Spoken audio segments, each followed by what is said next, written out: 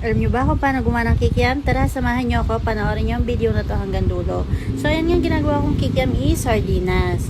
So, ito yung hindi yung kagaya ng mga nabibili natin sa tindahan. Pero, tingnan nyo naman ang itsura niya. O, diba? Parang tunay na kikiam siya. Gawan nyo lang siya ng napakasarap na sauce. Yan, pwedeng pwede na. So, ayan nga ginamit ko dyan is yung mega sardines na kulay red.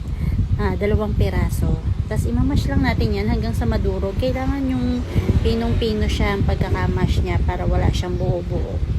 Tapos talagyan lang natin siya ng harina at baking powder. So ayan, nakasulat na kung ano yung mga kailangan. Tapos yung paglalagay ng tubig is tansyahan na lang, no? Pero wag nyo siyang masyadong yung malambot. Para medyo matigas siya, para siyang dough. Gagawin nyo siyang parang dough.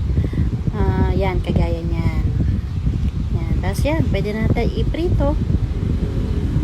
Fry natin siya hanggang sa mag golden brown. O, diba, meron na tayong pang merienda, pwede rin pang hapunan. Isang napakasarap na homemade kikiam. Sure pa kayo na napakalinis dahil sarili nyong gawa, diba? So, ayan, ngayon naman gawin natin ang sauce. Cornstarch lang ang kailangan natin dyan. Ayan. Promise, itong sauce na to is napakasarap. Ayan, sundan nyo lang yung aking ingredients tapos kung paano ko siya niluto. Ayan, tingnan mo yung itsura niya, diba? Thank you for watching.